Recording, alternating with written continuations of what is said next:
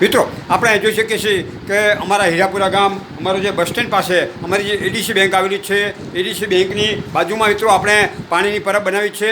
એ પાણીની પરબે મિત્રો આપણે જે પાણી ઠંડુ કરવાનું જે મશીન હોય એ મશીન પહેલાં મિત્રો આપણા 100 લીટરની ટાંકી હતી એ મિત્રો આપણે જોઈ શકીએ છીએ. હવે અહીંયા આપણે બીજી નવી ટાંકી જે મશીન લાવ્યા છીએ એની ટાંકી 150 લીટરની છે અને આ 150 લીટરની ટાંકી અહીંયા મૂકવામાં આવી રહી છે. મિત્રો અહીંયા જે ટાંકી આપણે મૂકી છે એ અમારો આઈસમેક પરિવાર. હવે મિત્રો આઈસમેક પરિવાર માટે શું કહેવું એ હવે શબ્દો નથી જડતા, કારણ કે એમના જે કામકાજો જે છે એના ઉપરથી મિત્રો આપણે હવે શબ્દો ગોતવા પણ કાઠા પડે એટલું એમનું સેવાનું કાર્ય હોય છે.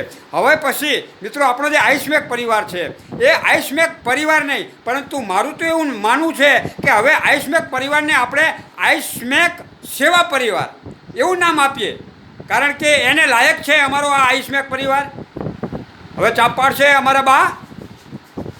મિત્રો અમારો આઈસમેક પરિવાર એટલે જય મહારાજની જય, શ્યામ મહારાજની જય.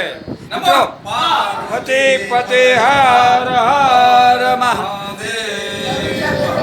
મિત્રો અમારો આઈસમેક પરિવાર એટલે અમારા ચંદ્રકાંતભાઈ, અમારા રાજુભાઈ અને અમારા વિપુલભાઈ, આ ત્રણેય ભાઈઓ ખૂબ જ સુંદર સેવાનું કામ કરે છે.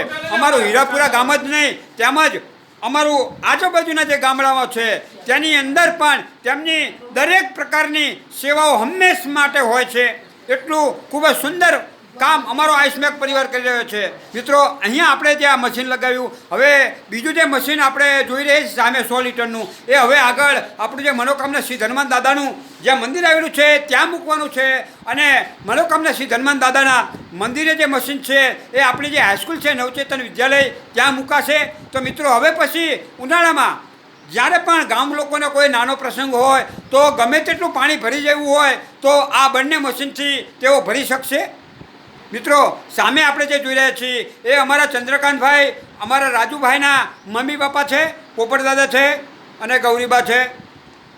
તો મિત્રો આપણા આ આઈસમેક સેવા પરિવારને મિત્રો આપણે એક જ અરજ અને આપણા ઘનશ્યામ મહારાજ અને આપણા રામચંદ્ર ભગવાનની એક જ પ્રાર્થના કે બસ અમારા આ આઈસમેક સેવા પરિવારને મિત્રો ખૂબ જ સેવા કાર્ય માટે એમની જે ધન સંપત્તિ છે એનો હંમેશને માટે બસ આવી જ રીતે ઉપયોગ કરતા રહે.